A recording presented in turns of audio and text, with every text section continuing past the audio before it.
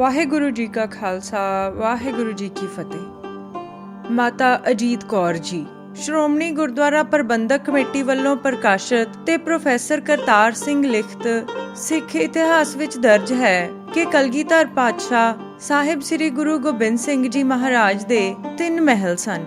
ਪਹਿਲੇ ਲਾਹੌਰ ਨਿਵਾਸੀ ਸ੍ਰੀ ਹਰਜਸ ਦੀ ਸਪੁੱਤਰੀ ਮਾਤਾ ਜੀਤੋ ਜੀ ਨਾਲ 23 ਹਾੜ ਸੰਮਤ 1734 ਈਸਵੀ 1677 ਨੂੰ ਵਿਆਹ ਹੋਇਆ। ਦੂਜੇ ਲਾਹੌਰ ਨਿਵਾਸੀ ਸ੍ਰੀ ਰਾਮ ਸਰਨ ਦੀ ਸਪੁੱਤਰੀ ਮਾਤਾ ਸੁੰਦਰ ਕੌਰ ਜੀ ਨਾਲ 7 ਵਿਸਾਖ ਸੰਮਤ 1741 ਨੂੰ ਵਿਆਹ ਹੋਇਆ ਤੇ ਤੀਜੇ ਰੋਹਤਾਸ ਨਿਵਾਸੀ ਸ੍ਰੀ ਰਾਮ ਸਰਨ ਦੀ ਸਪੁੱਤਰੀ ਮਾਤਾ ਸਾਹਿਬ ਕੌਰ ਜੀ ਨਾਲ 18 ਵਿਸਾਖ ਸੰਮਤ 1757 ਈਸਵੀ ਵਿੱਚ ਵਿਆਹ ਹੋਇਆ। ਸਰਦਾਰ ਜਸਵੰਤ ਸਿੰਘ ਵਿਰਦੀ ਨੇ ਧੰਨ ਸੋ ਮਾਤਾ ਨਾਮਕ ਪੁਸਤਕ ਵਿੱਚ ਲਿਖਿਆ ਹੈ ਕਿ ਉਸ ਦੇ 3 ਪੁੱਤਰਾਂ ਨੇ ਉਸ ਵੇਲੇ ਸ਼ਹਾਦਤ ਦਿੱਤੀ ਸੀ ਜਦੋਂ ਕਿ ਸਿੱਖੀ ਦੇ ਫਲਦਾਰ ਦਰਖਤ ਨੂੰ ਉਖਾੜ ਸੁੱਟਣ ਲਈ ਜ਼ੋਰਦਾਰ ਹਨੇਰੀਆਂ ਤੇ ਤੂਫਾਨ ਝੁੱਲ ਰਹੇ ਸਨ। ਕੁਦਰਤ ਦਾ ਇਹ ਅਜੀਬ ਨਿਯਮ ਰਿਹਾ ਹੈ। ਕੌਮਾਂ ਤੇ ਗੌਰਵ ਤੇ ਮਾਣ ਮਰਿਆਦਾ ਨੂੰ ਕੁਰਬਾਨੀਆਂ ਦਿੱਤੇ ਬਗੈਰ ਕਾਇਮ ਨਹੀਂ ਰੱਖਿਆ ਜਾ ਸਕਦਾ। ਜਿਹੜੇ ਲੋਕ ਆਪਣੇ ਜੀਵਨ ਦੀ ਕੁਰਬਾਨੀ ਨਹੀਂ ਦੇ ਸਕਦੇ ਉਹ ਕੌਮ ਨੂੰ ਉਸਾਰੂ ਰੂਪ ਵਿੱਚ ਜੀਵਤ ਨਹੀਂ ਰੱਖ ਸਕਦੇ। ਸਿੱਖ ਕੌਮ ਨੂੰ ਤਾਂ ਜਨਮ ਸਮੇਂ ਤੋਂ ਹੀ ਕੁਰਬਾਨੀਆਂ ਦੇ ਕੇ ਆਪਣੇ ਆਪ ਨੂੰ ਕਾਇਮ ਰੱਖਣਾ ਪਿਆ ਹੈ। ਹਾਲੇ ਵੀ ਕੁਰਬਾਨੀਆਂ ਦਾ ਇਹ ਦੌਰ ਖਤਮ ਨਹੀਂ ਹੋਇਆ। ਮਾਤਾ ਜੀਤ ਕੌਰ ਜੀ ਨੇ ਵੀ ਇਸ ਕੌਮੀ ਸੰਘਰਸ਼ ਵਿੱਚ ਬਲੀਦਾਨ ਦੇਣ ਲਈ ਆਪਣੇ ਛੋਟੇ ਬੱਚਿਆਂ ਨੂੰ ਲੋਰੀਆਂ ਵਿੱਚ ਅਜਿਹੀਆਂ ਅਸੀਸਾਂ ਦਿੱਤੀਆਂ ਅਤੇ ਗੁਰੂ ਪਰਿਵਾਰ ਦੀ ਪਰੰਪਰਾ ਵਿੱਚ ਇਸ ਹੱਦ ਤੱਕ ਪਰਪੱਕ ਕੀਤਾ ਕਿ ਉਹ ਆਪਣੇ ਧਰਮ ਵਿਸ਼ਵਾਸ ਦੀ ਆਜ਼ਾਦੀ ਲਈ 5 ਭੂਤਕ ਸਰੀਰ ਵੀ ਵਾਰ ਗਏ। ਮਾਤਾ ਅਜੀਤ ਕੌਰ ਜੀ ਬਾਰੇ ਭਾਈ ਕਾਨ ਸਿੰਘ ਨਾਭਾ ਨੇ ਗੁਰ ਸ਼ਬਦ ਰਤਨਾਕਰ ਮਹਾਨ ਕੋਸ਼ ਵਿੱਚ ਲਿਖਿਆ ਹੈ, ਲਾਹੌਰ ਨਿਵਾਸੀ ਹਰਜਸ ਸੁਭਿੱਖੀਏ ਖੱਤਰੀ ਦੀ ਸਪੁੱਤਰੀ ਜਿਸ ਦਾ ਵਿਆਹ 23 ਹਾੜ ਸੰਮਤ 1734 ਨੂੰ ਸਾਹਿਬ ਸ੍ਰੀ ਗੁਰੂ ਗੋਬਿੰਦ ਸਿੰਘ ਜੀ ਮਹਾਰਾਜ ਜੀ ਨਾਲ ਸ੍ਰੀ ਅਨੰਦਪੁਰ ਸਾਹਿਬ ਨੇੜੇ ਗੁਰੂ ਕੇ ਲਾਹੌਰ ਵਿੱਚ ਹੋਇਆ। ਮਾਤਾ ਜੀ ਦੀ ਕੁੱਖੋਂ ਬਾਬਾ ਜੁਝਾਰ ਸਿੰਘ ਜੀ, ਬਾਬਾ ਜ਼ੋਰਾਵਰ ਸਿੰਘ ਜੀ ਤੇ ਬਾਬਾ ਫਤਿਹ ਸਿੰਘ ਜੀ ਜਨਮੇ। ਮਾਤਾ ਜੀ ਦਾ ਪਰਲੋਕ ਗਮਨ 13 ਅੱਸੂ ਸੰਮਤ 1757 ਨੂੰ ਸ੍ਰੀ ਅਨੰਦਪੁਰ ਸਾਹਿਬ ਵਿਖੇ ਹੋਇਆ। ਆਪ ਦਾ ਦੇਹਰਾ ਅਗੰਮਪੁਰ ਵਿਦਿਆਮਾਨ ਹੈ। ਮਾਤਾ ਜੀ ਦਾ ਨਾਂ ਅਜੀਤੋ ਅਤੇ ਅੰਮ੍ਰਿਤ ਸੰਸਕਾਰ ਪਿੱਛੋਂ ਅਜੀਤ ਕੌਰ ਨਾਮ ਸੀ। ਗਿਆਨੀ ਠਾਕੁਰ ਸਿੰਘ ਆਪਣੀ ਰਚਨਾ ਸ੍ਰੀ ਗੁਰਦੁਆਰੇ ਦਰਸ਼ਨ ਵਿੱਚ ਗੁਰੂ ਮਹਿਲਾਂ ਦਾ ਜ਼ਿਕਰ ਕਰਦਿਆਂ ਮਾਤਾ ਅਜੀਤ ਕੌਰ ਜੀ ਬਾਰੇ ਜਾਣਕਾਰੀ ਦਿੰਦੇ ਹਨ ਕਿ ਉਹਨਾਂ ਦਾ ਜਨਮ ਪਿਤਾ ਸ੍ਰੀ ਹਰਜਸ ਰਾਏ ਜਾਤ ਖੱਤਰੀ ਮਾਤਾ ਬਿਸ਼ਨ ਦੇਈ ਜੀ ਦੀ ਕੁੱਖੋਂ ਸੰਮਤ 1725 ਮਹੀਨਾ ਕੱਤਕ ਦਿਨ 12 ਸੋਮਵਾਰ ਸ਼ਹਿਰ ਲਾਹੌਰ ਗਲੀ ਸੰਗਲਾਂ ਵਿੱਚ ਜਨਮੇ ਅਤੇ ਸੰਮਤ 1735 ਮਹੀਨਾ ਅੱਸੂ 14 ਮੰਗਲਵਾਰ ਸ੍ਰੀ ਗੁਰੂ ਗੋਬਿੰਦ ਸਿੰਘ ਜੀ ਨਾਲ ਵਿਆਹ ਹੋਇਆ। ਵਿਆਹ ਅਸਥਾਨ ਗੁਰੂ ਕਾ ਲਾਹੌਰ ਜੋ ਸ੍ਰੀ ਅਨੰਦਪੁਰ ਸਾਹਿਬ ਜੀ ਤੋਂ 12 ਕੋ ਰਾਜ ਬਿਲਾਸਪੁਰ ਵਿੱਚ ਹੈ। ਇਸ ਲਾਹੌਰ ਦੀ ਰਚਨਾ ਦਾ ਕਾਰਨ ਇਸ ਤਰ੍ਹਾਂ ਹੈ ਕਿ ਜਦੋਂ ਮਾਤਾ ਅਜੀਤ ਕੌਰ ਜੀ ਦੇ ਮਾਤਾ ਪਿਤਾ ਨੇ ਵਿਆਹ ਕਰਨ ਦੀ ਤਿਆਰੀ ਕਰਕੇ ਸ੍ਰੀ ਅਨੰਦਪੁਰ ਸਾਹਿਬ ਆਪਣਾ ਆਦਮੀ ਭੇਜਿਆ ਕਿ ਵਿਆਹ ਲਾਹੌਰ ਵਿੱਚ ਹੋਵੇਗਾ। ਇਹ ਸੁਨੇਹਾ ਸੁਣ ਕੇ ਮਹਾਰਾਜ ਜੀ ਭਾਣੇ ਦੇ ਮਾਲਕ ਚੋਜੀ ਪਾਤਸ਼ਾਹ ਜੀ ਨੇ ਕਿਹਾ ਕਿ ਅਸੀਂ ਲਾਹੌਰ ਨਹੀਂ ਜਾਵਾਂਗੇ ਅਤੇ ਇੱਥੇ ਹੀ ਲਾਹੌਰ ਬਣਾ ਕੇ ਵਿਆਹ ਕਰਾਂਗੇ। ਉਹਨਾਂ ਨੂੰ ਕਹੋ ਜੋ ਆਪਣੀ ਬੇਟੀ ਲੈ ਕੇ ਇੱਥੇ ਹੀ ਆ ਜਾਣ। ਇਹ ਸੁਨੇਹਾ ਲੈ ਕੇ ਆਦਮੀ ਮੁੜ ਲਾਹੌਰ ਆਇਆ ਅਤੇ ਮਾਤਾ ਅਜੀਤ ਕੌਰ ਜੀ ਦੇ ਮਾਤਾ ਪਿਤਾ ਧੰਨ ਭਾਗ ਜਾਣ ਆਗਿਆ ਮੰਨ ਆਪਣੀ ਸੁਭਾਗ ਕੰਨਿਆ ਨੂੰ ਅਤੇ ਪਰਿਵਾਰ ਦੇ ਜੋਗ ਸੰਬੰਧੀ ਲੈ ਕੇ ਗੁਰੂ ਕੇ ਲਾਹੌਰ ਆ ਪੁੱਜੇ। ਇੱਥੇ ਹੀ ਉਹਨਾਂ ਦਾ ਵਿਆਹ ਗੁਰੂ ਗੋਬਿੰਦ ਸਿੰਘ ਜੀ ਨਾਲ ਹੋਇਆ। ਆਪ ਗੁਰੂ ਗੋਬਿੰਦ ਸਿੰਘ ਜੀ ਦੇ ਪਹਿਲੇ ਮਹਿਲ ਸਨ। ਗਿਆਨੀ ਠਾਕੁਰ ਸਿੰਘ ਅਨੁਸਾਰ ਮਾਤਾ ਅਜੀਤ ਕੌਰ ਜੀ ਦਾ ਜਨਮ ਸਨ 1668 ਈਸਵੀ ਦਾ ਬਣਦਾ ਹੈ। ਜੇ ਇਹ ਜਾਣਕਾਰੀ ਠੀਕ ਹੋਵੇ ਤਾਂ ਮਾਤਾ ਅਜੀਤ ਕੌਰ ਜੀ ਗੁਰੂ ਗੋਬਿੰਦ ਸਿੰਘ ਜੀ ਨਾਲੋਂ 2 ਸਾਲ ਛੋਟੇ ਮੰਨੇ ਜਾਂਦੇ ਹਨ। ਅਜੀਤ ਕੌਰ ਜੀ ਦੇ ਬਚਪਨ ਦੇ ਸਮਾਚਾਰ ਕਿਸੇ ਇਤਿਹਾਸਕਾਰ ਨੇ ਨਹੀਂ ਲਿਖੇ। ਉਸ ਜ਼ਮਾਨੇ ਵਿੱਚ ਕਿਸੇ ਨਾਰੀ ਦੀਆਂ ਬਾਲ ਅਵਸਥਾ ਦੀਆਂ ਗੱਲਾਂ ਵਰਣਨ ਕਰਨ ਦਾ ਰਿਵਾਜ ਹੀ ਨਹੀਂ ਸੀ। ਸਾਖੀਕਾਰਾਂ ਤੇ ਗਲਪਕਾਰਾਂ ਨੇ ਸੰਖੇਪ ਮਾਤਰ ਹੀ ਦੱਸਿਆ ਹੈ ਕਿ ਜੀਤੋ ਜੀ ਦੇ ਮਾਪੇ ਗੁਰੂ ਘਰ ਦੇ ਸ਼ਰਧਾਲੂ ਸਿੱਖ ਪਰਿਵਾਰ ਵਿੱਚੋਂ ਸਨ। ਇਹ ਪਰਿਵਾਰ ਗੁਰੂ ਹਰਗੋਬਿੰਦ ਸਾਹਿਬ ਜੀ ਦੇ ਸਮੇਂ ਤੋਂ ਸਿੱਖੀ ਦੀ ਲਹਿਰ ਨਾਲ ਜੁੜਿਆ ਹੋਇਆ ਸੀ। ਦੂਜੇ ਚੌਥੇ ਸਾਲ ਗੁਰੂ ਸਾਹਿਬ ਦੇ ਦਰਸ਼ਨ ਕਰਨ ਤੇ ਆਤਮਿਕ ਖੁਰਾਕ ਲੈਣ ਲਈ ਗੁਰੂ ਦਰਬਾਰ ਦੀਆਂ ਹਾਜ਼ਰੀਆਂ ਭਰਿਆ ਕਰਦੇ ਸਨ। ਘਰ ਵਿੱਚ ਸਿੱਖ ਸਿਧਾਂਤਾਂ ਦੀ ਚਰਚਾ ਹੁੰਦੀ ਰਹਿੰਦੀ ਸੀ।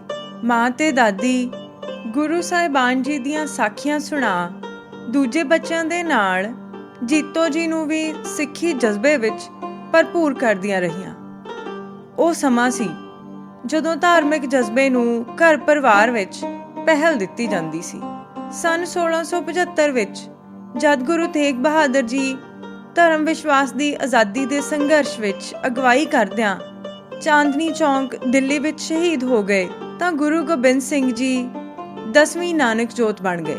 ਅਗਲੇ ਸਾਲ ਸੰਨ 1676 ਈਸਵੀ ਦੀ ਵਿਸਾਖੀ ਮੌਕੇ ਤੇ ਸਿੱਖ ਸੰਗਤਾਂ ਦਸਮੇਸ਼ ਪਿਤਾ ਦੇ ਦਰਸ਼ਨਾਂ ਲਈ ਸ੍ਰੀ ਅਨੰਦਪੁਰ ਸਾਹਿਬ ਆਈਆਂ ਤੇ ਮਾਤਾ ਗੁਜਰੀ ਜੀ ਨੂੰ ਬੁਲਾਉਣ ਲਈ ਪਹੁੰਚੀਆਂ।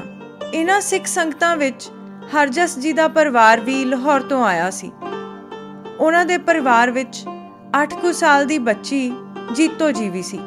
ਜਿਸ ਸਬਰ ਸੰਤੋਖ ਨਾਲ ਮਾਤਾ ਗੁਜਰ ਕੌਰ ਜੀ ਨੇ ਗੁਰਦੇਵ ਪਤੀ ਦਾ ਬਿਨਾਂ ਧੜ ਦਾ ਸੀਸ ਝੋਲੀ ਪਵਾਇਆ, ਉਸ ਸਮਾਚਾਰ ਨੇ ਸਾਰੀਆਂ ਸਿੱਖ ਸੰਗਤਾਂ ਨੂੰ ਬੇਹੱਦ ਪ੍ਰਭਾਵਿਤ ਕੀਤਾ। ਹਰਜਸ ਭਿੱਖੀ ਜੀ ਤੇ ਉਹਨਾਂ ਦੀ ਧਰਮ ਪਤਨੀ ਬਿਸ਼ਨ ਦੇਈ ਨੇ ਸੋਚਿਆ ਕਿ ਆਪਣੀ ਬੱਚੀ ਦਾ ਜੇ ਰਿਸ਼ਤਾ ਮਾਤਾ ਗੁਜਰ ਕੌਰ ਜੀ ਗੁਰੂ ਗੋਬਿੰਦ ਸਿੰਘ ਜੀ ਲਈ ਪ੍ਰਵਾਨ ਕਰ ਲੈਣ ਤਾਂ ਜਿੱਥੇ ਸਾਡੀ ਬੱਚੀ ਖੁਸ਼ਕਿਸਮਤ ਹੋਵੇਗੀ ਉੱਥੇ ਅਸੀਂ ਵੀ ਧੰਨ ਧੰਨ ਹੋ ਜਾਵਾਂਗੇ। ਲਾਹੌਰ ਤੋਂ ਨਾਲ ਆਈ ਸਿੱਖ ਸੰਗਤ ਦੇ ਕੁਝ ਸਿਆਣਿਆਂ ਨਾਲ ਸਲਾਹ ਕਰਕੇ ਤੇ ਕੁਝ ਮੁਖੀ ਸਿੱਖਾਂ ਨੂੰ ਨਾਲ ਲਿਜਾ ਕੇ ਮਾਤਾ ਗੁਜਰ ਕੌਰ ਜੀ ਪਾਸ ਆਪਣੇ ਮਨ ਦੀ ਭਾਵਨਾ ਪ੍ਰਗਟ ਕੀਤੀ। ਮਾਤਾ ਗੁਜਰ ਕੌਰ ਜੀ ਨੇ ਇਹ ਰਿਸ਼ਤਾ ਸਵੀਕਾਰ ਕਰ ਲਿਆ। ਜੀਤੋ ਜੀ ਦੇ ਵਿਆਹ ਤੇ ਗੁਰੂ ਕੇ ਲਾਹੌਰ ਨਗਰ ਦੀ ਸਥਾਪਨਾ ਦਾ ਸਾਰੇ ਵਿਦਵਾਨਾਂ ਨੇ ਇੱਕੋ ਜਿਹਾ ਵੇਰਵਾ ਦਿੱਤਾ ਹੈ। ਪੁਰਾਤਨ ਤੇ ਨਵੀਨ ਸਿੱਖ ਇਤਿਹਾਸਕਾਰਾਂ ਦਾ ਵਰਣਨ ਹੈ ਕਿ ਜੀਤੋ ਜੀ ਦੇ ਮਾਤਾ ਪਿਤਾ ਨੇ ਇਹ ਇੱਛਾ ਪ੍ਰਗਟ ਕੀਤੀ ਕਿ ਗੁਰੂ ਗੋਬਿੰਦ ਸਿੰਘ ਜੀ ਬਰਾਤ ਲੈ ਕੇ ਲਾਹੌਰ ਆਉਣ ਤੇ ਅਸੀਂ ਲਾਹੌਰ ਵਿੱਚ ਹੀ ਆਪਣੀ ਬੱਚੀ ਦਾ ਵਿਆਹ ਰਚਾਈਏ। ਕਲਗੀਧਰ ਪਾਤਸ਼ਾਹ ਜੀ ਨੇ ਸਮੇਂ ਦੇ ਹਾਲਾਤ ਨੂੰ ਵੇਖਦਿਆਂ ਲਾਹੌਰ ਵਿੱਚ ਬਰਾਤ ਲੈ ਕੇ ਜਾਣ ਤੋਂ ਮਨਾਹੀ ਕੀਤੀ ਤੇ ਸਮਝਾਇਆ ਕਿ ਸਮੇਂ ਦੇ ਰਾਜਨੀਤਿਕ ਤੇ ਸਮਾਜਿਕ ਹਾਲਾਤ ਵਿਘਨ ਪਾ ਸਕਦੇ ਨੇ। ਅਸੀਂ ਸਿੱਖ ਲੋਕ ਲਹਿਰ ਦੀ ਉਸਾਰੀ ਵਿੱਚ ਜਿਸ ਤਰ੍ਹਾਂ ਨਾਲ ਜੁਟੇ ਹੋਏ ਹਾਂ ਉਸ ਨੂੰ ਧਿਆਨ ਵਿੱਚ ਰੱਖਦਿਆਂ ਸ੍ਰੀ ਅਨੰਦਪੁਰ ਸਾਹਿਬ ਤੋਂ ਦੂਰ ਲਾਹੌਰ ਜਾਣਾ ਠੀਕ ਨਹੀਂ ਹੋਵੇਗਾ। ਜੀਤੋ ਜੀ ਦੇ ਪਿਤਾ ਹਰਜਸ ਜੀ ਨੇ ਕਿਹਾ ਕਿ ਉਹਨਾਂ ਦਾ ਸੰਕਲਪ ਲਾਹੌਰ ਵਿੱਚ ਵਿਆਹ ਕਰਨ ਦਾ ਸੀ ਤੇ ਉਹਨਾਂ ਆਪਣੇ ਸਾਰੇ ਸਾਕ ਸੰਬੰਧੀਆਂ ਸਾਹਮਣੇ ਵੀ ਆਪਣਾ ਇਹੋ ਸੰਕਲਪ ਦੁਹਰਾਇਆ ਹੈ। ਉਹਨਾਂ ਦੇ ਮਨ ਦੀ ਭਾਵਨਾ ਤੇ ਸੰਕਲਪ ਦਾ ਵਿਚਾਰ ਕਰਕੇ ਸ੍ਰੀ ਗੁਰੂ ਗੋਬਿੰਦ ਸਿੰਘ ਜੀ ਮਹਾਰਾਜ ਜੀ ਨੇ ਫਰਮਾਇਆ ਕਿ ਅਸੀਂ ਇੱਕ ਨਵਾਂ ਲਾਹੌਰ ਸਥਾਪਿਤ ਕਰ ਦਿੰਦੇ ਹਾਂ ਜਿੱਥੇ ਤੁਸੀਂ ਆ ਕੇ ਸਮਾਗਮ ਕਰ ਸਕਦੇ ਹੋ। ਸਾਡੇ ਰੁਝੇਵਿਆਂ ਵਿੱਚ ਵੀ ਵਿਘਨ ਨਹੀਂ ਪਵੇਗਾ। ਹਰਜਸ ਜੀ ਮੰਨ ਗਏ।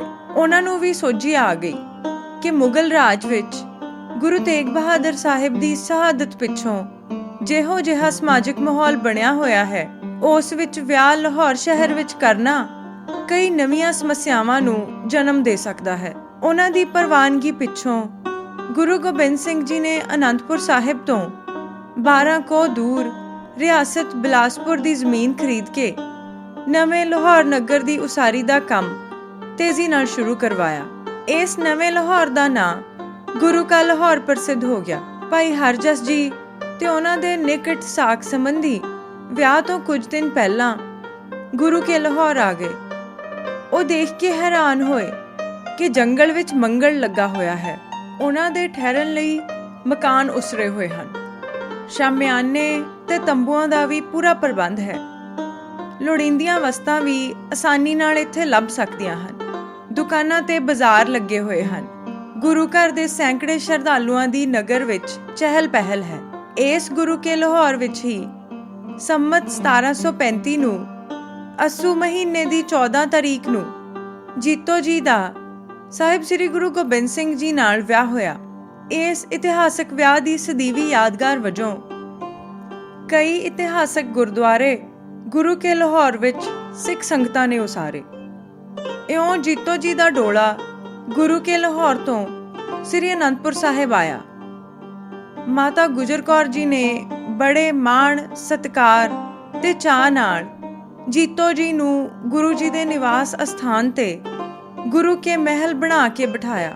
ਕਈ ਇਤਿਹਾਸਕਾਰਾਂ ਤੇ ਸਾਖੀਕਾਰਾਂ ਨੂੰ ਟਪਲਾ ਲੱਗਾ ਹੈ ਕਿ ਗੁਰੂ ਗੋਬਿੰਦ ਸਿੰਘ ਜੀ ਦੇ ਦੋਵੇਂ ਮਹਿਲ ਮਾਤਾ ਜੀਤੋ ਜੀ ਤੇ ਸੁੰਦਰੀ ਜੀ ਇੱਕੋ ਨਾਰੀ ਦੇ ਦੋ ਨਾਂ ਹਨ।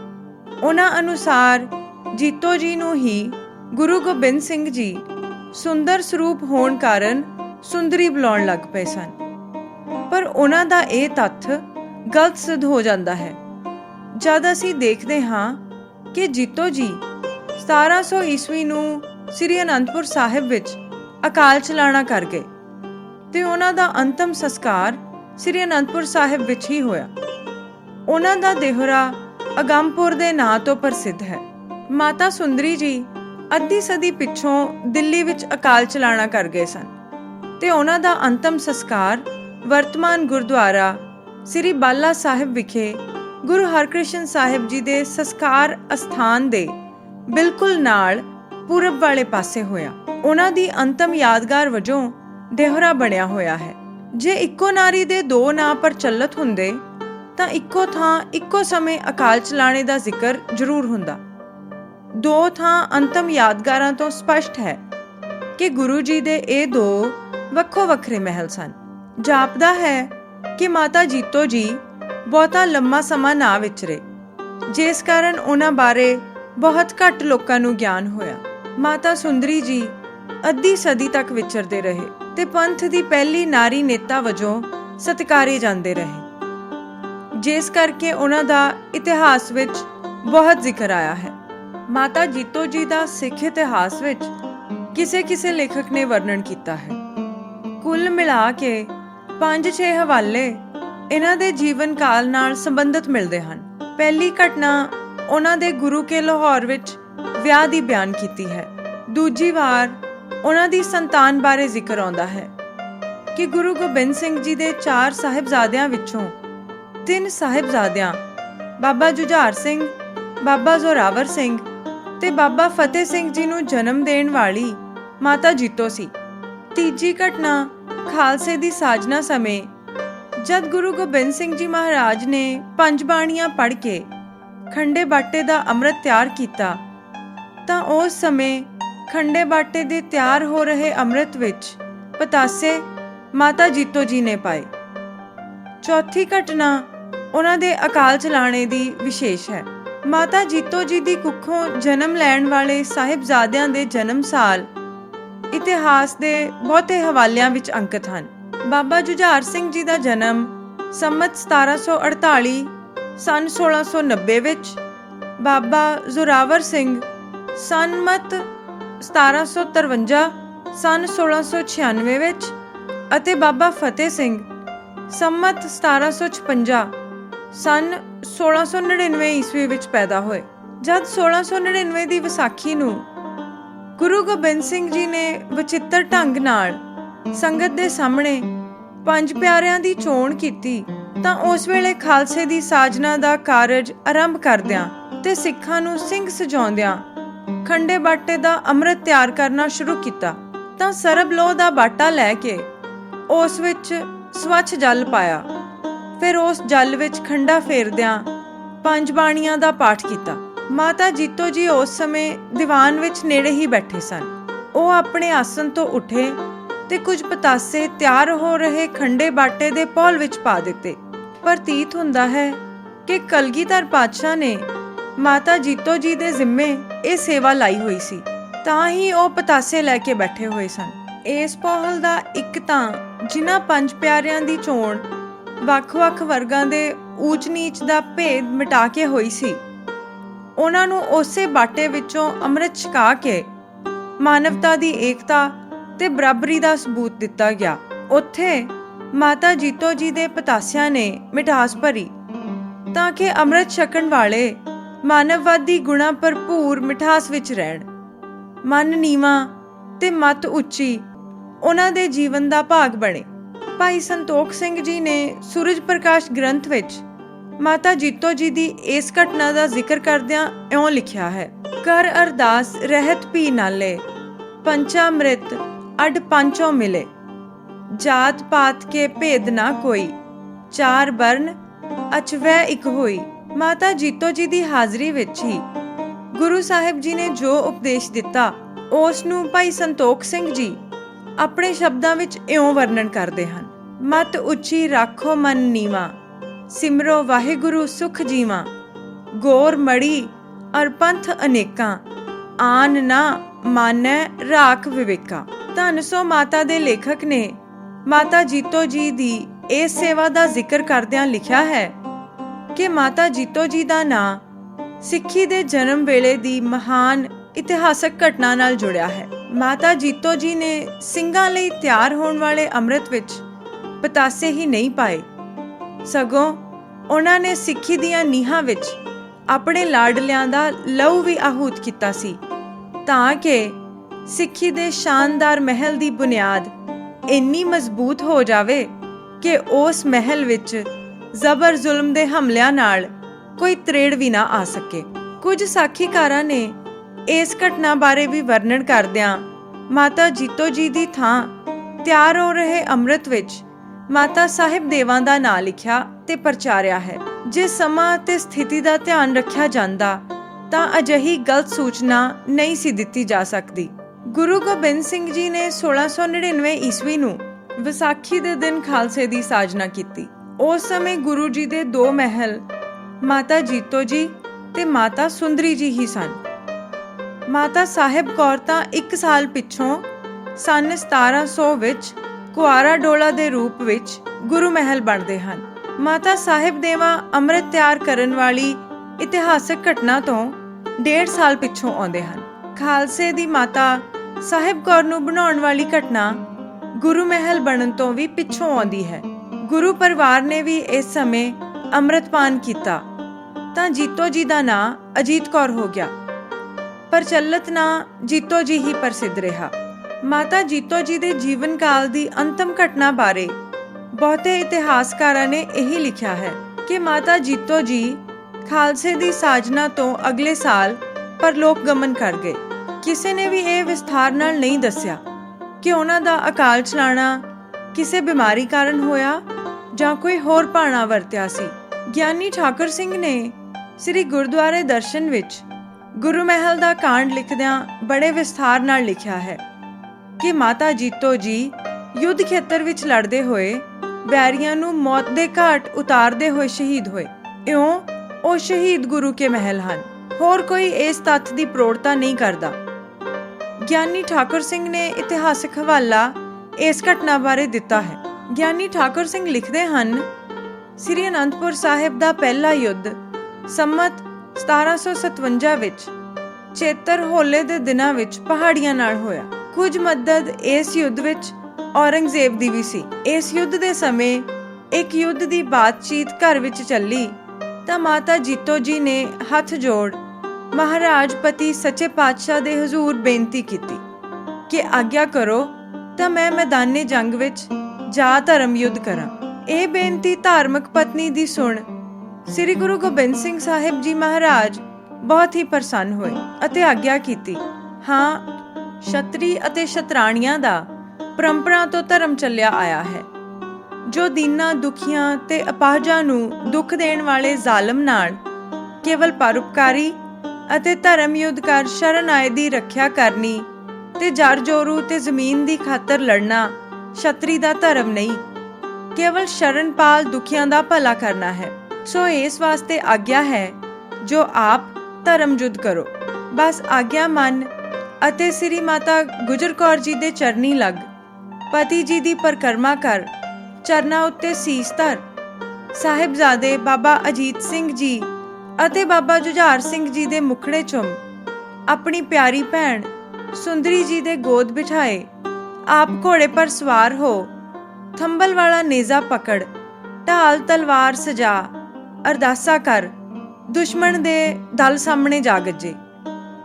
2 ਪਹਿਰ ਯੁੱਧ ਕਰਕੇ ਇੱਕ ਘੜੀ ਦਿਨ ਰਹਿੰਦੇ ਅਨੇਕ ਧਰਮ ਵਿਰੋਧੀਆਂ ਦਾ ਮੁਕਾਬਲਾ ਕਰ ਚੰਗੇ ਮੈਦਾਨੀ ਹੱਥ ਦਿਖਾ ਅਨੇਕਾਂ ਦੇ ਸੱਥਰ ਪਾ ਆਪ ਸ਼ਹੀਦ ਹੋ ਗਏ। ਦੁਸ਼ਮਣਾਂ ਨੂੰ ਭਾਜੜ ਪੈ ਗਈ। ਰਾਤ ਦਾ ਸਮਾਂ ਹੋ ਗਿਆ। ਉਸੇ ਵਕਤ ਸੇਵਾਦਾਰ ਘੋੜ ਚੜੇ ਅਸਵਾਰ ਨੇ ਆਨ ਹਜ਼ੂਰ ਗੁਰੂ ਕੀ ਹਵੇਲੀ ਵਿੱਚ ਮਹਾਰਾਜ ਜੀ ਨੂੰ ਖਬਰ ਕੀਤੀ, ਜੋ ਮਹਿਲ ਹਜ਼ੂਰੀ ਯੁੱਧ ਭੂਮੀ ਵਿਖੇ ਮਾਤਾ ਜੀ ਸ਼ਹੀਦ ਹੋ ਗਏ ਹਨ। ਉਸੇ ਵਕਤ ਮਹਾਰਾਜ 22 ਸਵਾਰਾਂ ਸਮੇਤ ਇਸ ਅਸਥਾਨ ਤੇ ਪੁੱਜੇ ਅਤੇ ਮਹਿਲਾਂ ਦੀ ਦੇਹ ਸੰਭਾਲੀ। ਸਾਰੀ ਰਾਤ ਕੀਰਤਨ ਹੁੰਦਾ ਰਿਹਾ।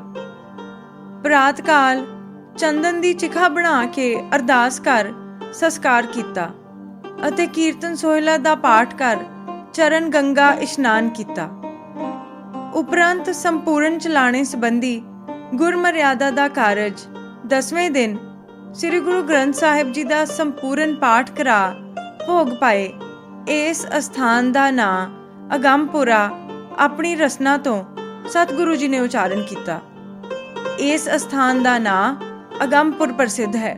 ਗਿਆਨੀ ਠਾਕੁਰ ਸਿੰਘ 20ਵੀਂ ਸਦੀ ਦੇ ਪਹਿਲੇ ਅੱਧ ਦੇ ਵਿਸ਼ੇਸ਼ ਸਿੱਖ ਵਿਦਵਾਨ ਹਨ।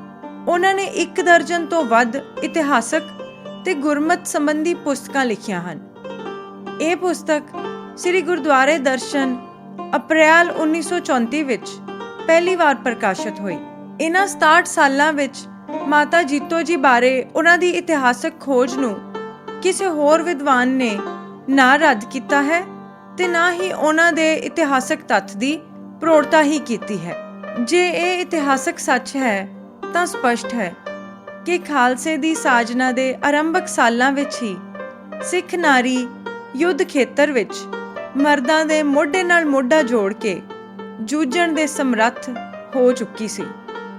ਵਾਹਿਗੁਰੂ ਜੀ ਕਾ ਖਾਲਸਾ, ਵਾਹਿਗੁਰੂ ਜੀ ਕੀ ਫਤਿਹ।